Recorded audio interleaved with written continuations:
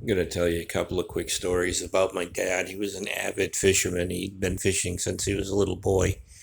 He'd go on pretty long treks for a kid, like the full length of Blood Brook from Muskrat Farm all the way out into the backcountry of Prospect.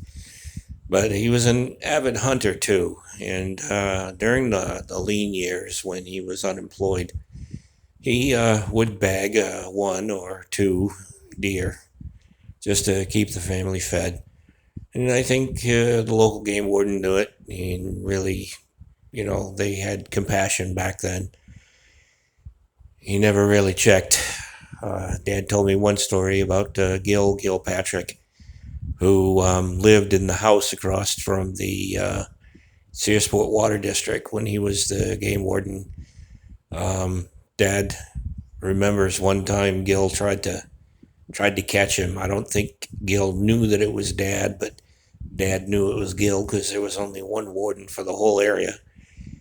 But Dad said that he had tracked for a while, and then he backtracked, and he jumped off the trail and kind of hid into this thicket, leaving no tracks, no trace.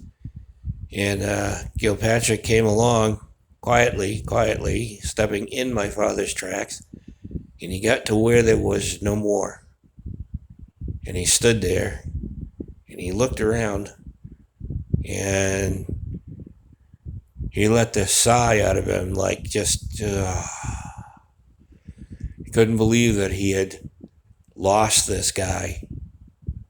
The guy had ditched him. And he had just walked over all of the tracks that the guy had left. And it was years later, I guess my dad told Gil that story, and he goes, "That was you? Should have known."